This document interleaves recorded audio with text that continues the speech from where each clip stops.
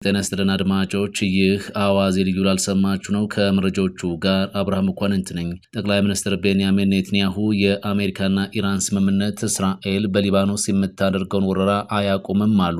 ከጠላት መንግስታት ጋር በመተባበር የተከሰሱ ግለሰቦች የሞት ቅጣት ሊጠብቃቸው ይችላል ስትል ኢራን አስጠነቀቀች። ኢራን በአረብ አገራት ላይ የምትፈጽመው ጥቃት በአሜሪካ ኃይሎች ላይ ያነጣጠረ እንደሆነ ገልጻለች። እነዚህና ሌሎች ጉዳዮችን በዝርዝር እናስደምጣችኋለን። አብራችሁን ቆዩ።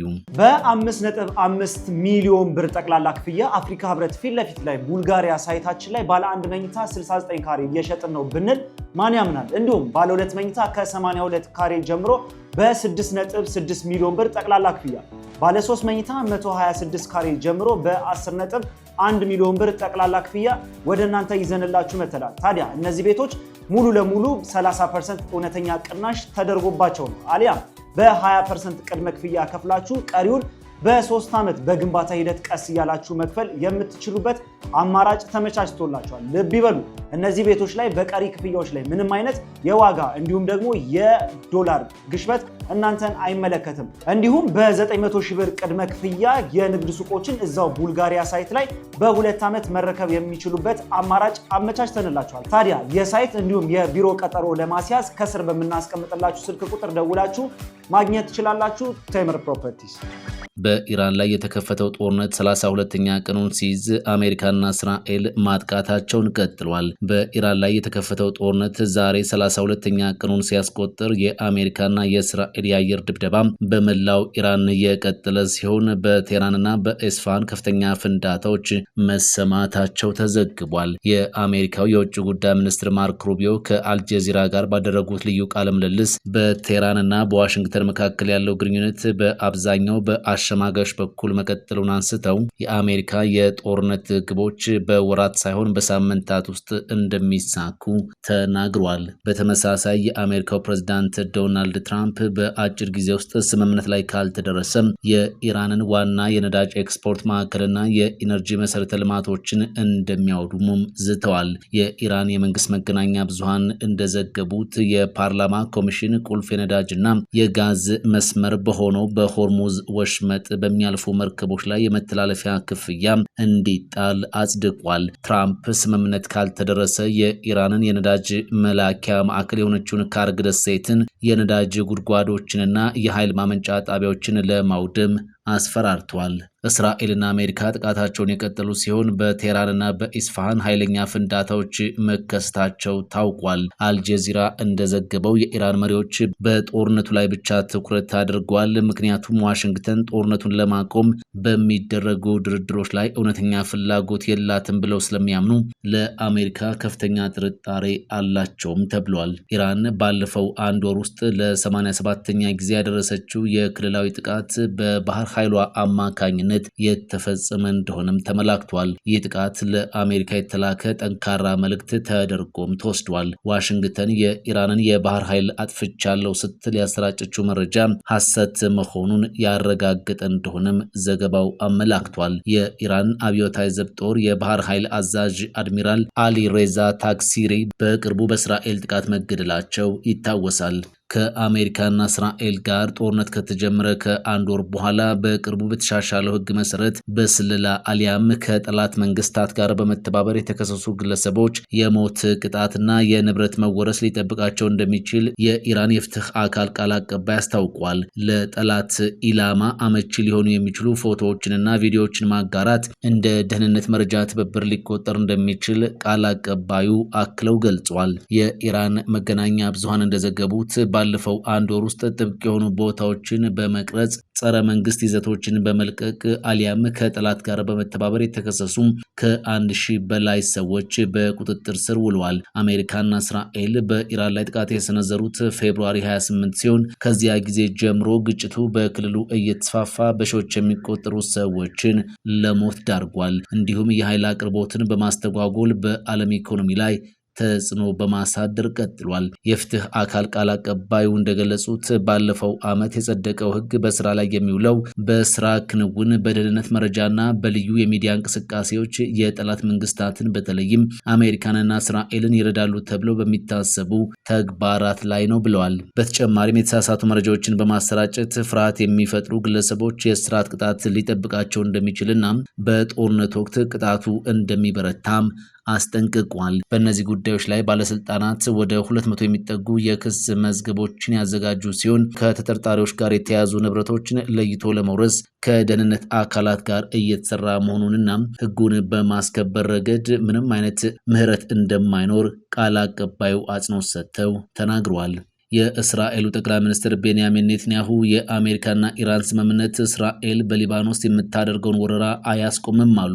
የእስራኤሉ ጠቅላይ ሚኒስትር ቤንያሚን ኔትንያሁ በሊባኖስ ያለውን የተኩስ አቁም በአሜሪካና በኢራን መካከል ከሚደረጉ ዲፕሎማሲያዊ ጥረቶች ጋር የሚያያይዙ ጥያቄዎችን ውድቅ ማድረጋቸው ተሰምቷል። ኔትንያሁ ለከፍተኛ የአሜሪካ ባለስልጣናት በዋሽንግተንና በቴህራን መካከል ወደፊት የሚደረግ ማንኛውም ስምምነት እስራኤል በሊባኖስ ላይ ከፈተችውን ጦርነት እንደማያቆም ተናግሯል። እስራኤል ሃዮም የተሰኘው ዕለታዊ ጋዜጣ እንደዘገበው ከሆነ ኔትንያሁ ይህንን መልእክት ያስተላለፉት በቅርቡ ከፕሬዝዳንት ዶናልድ ትራምፕ አስተዳደር ከፍተኛ ባለስልጣናት ጋር በዝግ በሮች ባደረጉት ውይይት ነው ተብሏል። እንደ ጋዜጣው ዘገባ ከሆነ ኔትንያሁ በአሜሪካና በኢራን መካከል የሚደረግ ማንኛውም ስምምነት በሊባኖስ ግንባር ላይ ተፈጻሚነት እንደሌለው አንስቷል። በትራምፕና በኢራን ባለስልጣናት መካከል ስምምነት ቢኖር እንኳን እስራኤል ሄዝቦላ ለማጥፋት ያገኘችውን እድል መጠቀሟን ትቀጥላለች ሲል ዘገባው ጠቁሟል። ጋዜጣው አክሎም ኔትንያሁ የፈረንሳዩ ፕሬዝዳንት ኢማኑኤል ማክሮን ሁኔታውን ለመፍታት ከሚገቡት ቃል ምትክ በሄዝቦላ ላይ የሚደረገው ጦርነት እንዲቆም የቀረበውን የፈረንሳይ የሰላም እቅድ ውድቅ ማድረጋቸውን ገልጿል። እንደ ዘገባው ከሆነ ኔትንያሁ ሄዝቦላን ከሊታኒ ወንዝ ባሻገር በመግፋት የእስራኤልን የደህንነት ሁኔታ በከፍተኛ ደረጃ ለማሻሻል አሁን ምቹ እድል እንዳለ ያምናሉ። ጋዜጣው አንድ ከፍተኛ የእስራኤል ባለስልጣንን ጠቅሶ እንደዘገበው አሜሪካ የእስራኤልን አቋም ተቀብላለች፣ ሊባኖስ ለፕሬዝዳንት ትራምፕ ምንም ግድ የሚሰጣቸው ጉዳይ አይደለም ሲሉ ባለስልጣኑ ተናግሯል። ማርች 2 በእስራኤልና አሜሪካ ጥቃት የቀድሞ የኢራን ከፍተኛ መሪ አያቶላህ አሊ ካሚኒ መገደላቸውን ተከትሎም ሄዝቦላህ ለወሰደው የአጸፋ እርምጃ እስራኤል በሊባኖስ ላይ የአየር ድብደባና የየብስ ወረራ ማካሄድ ጀምራለች። የሊባኖስ ባለስልጣናት እንደገለጹት ከሆነ ከዚያን ጊዜ ጀምሮ በእስራኤል ጥቃቶች ቢያንስ ከ1300 ሰዎች በላይ ሲገደሉ 3690 የሚሆኑት ደግሞ የመቁሰል አደጋ ደርሶባቸዋል። ኢራንም በባህረ ሰላጤው ሀገሮች የሚገኙ የእስራኤልና የአሜሪካ የጦር ሰፈሮችን በሰው አልባ አውሮፕላንና በሚሳኤል በመምታት የአጸፋ እርምጃ ወስዳለች። አሁንም በመውሰድ ቀጥላለች። ኢራን በአረብ አገራት ላይ የምትፈጽመው ጥቃት በአሜሪካ ኃይሎች ላይ ያነጣጠረ ነው አለች። ኢራን በባህረ ሰላጤው ሀገራት ላይ የምትፈጽማቸው ጥቃቶች ኢላማ የሚያደርጉት የአሜሪካን ኃይሎች ብቻ ነው ሲሉ የአገሪቱ የውጭ ጉዳይ ሚኒስትር አባስ አራክቺ ገልጿል።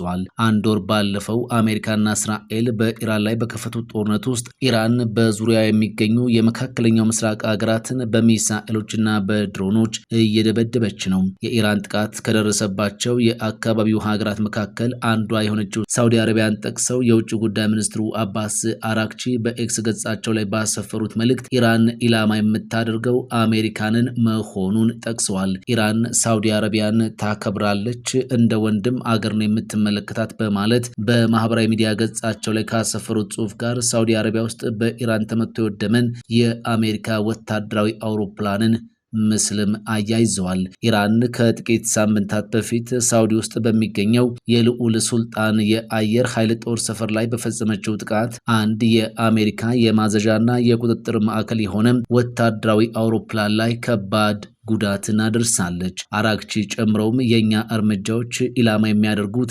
ለአረቦችና ለኢራናውያን አክብሮት የሌላቸውንና ማንኛውንም አይነት ደህንነት በማይሰጡት ወራሪ ጠላቶች ላይ ነው። የአሜሪካ ኃይሎችን ከአካባቢው ለማስወጣት ወሳኝ ጊዜ ነው ብለዋል። የኢራኑ የውጭ ጉዳይ ሚኒስትር አባስ አራግቺ የአገራቸው ትኩረት በአሜሪካ ኃይሎች ላይ ነው ቢሉም በመካከለኛው ምስራቅ ሀገራት ላይ የተፈጸሙ ባሉት ጥቃቶች መሰረተ ልማቶችና የሲቪል ተቋማት መሆናቸው እየተዘገበ ነው። አራግቺ ሳውዲ አረቢያ ላይ ትኩረት አድርገው አስተያየታቸውን የሰጡት የባህረ ሰላጤው ሀገራት ከኢራን በኩል በሚሰነዘርባቸው ጥቃት የተፈጠረባቸው ቁጣ ባየለበትና አሜሪካ የምታካሄደውን ጦርነት እንድትቀጥል እያበረታቱ መሆናቸው እየተነገረ ባለበት በዚህ ወቅት ነው።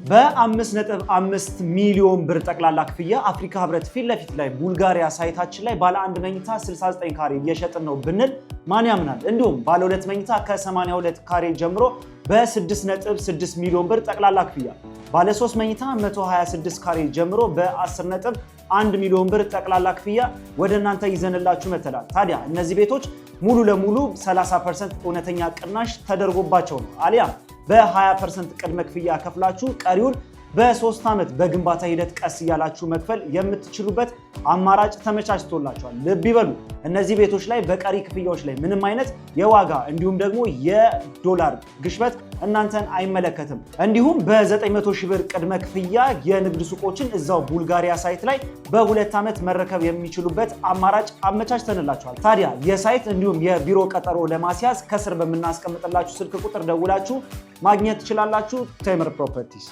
ፈጣን ያልተሰሙ መረጃዎችንና ትኩስ የኪነ ጥበብ ዜናዎችን ለማግኘት የቁም ነገር ሚዲያ የዩቲዩብ ቻናልን በመቀላቀል ቤተሰብ የሆኑ ቻናላችንን ሰብስክራይብ ያድርጉ።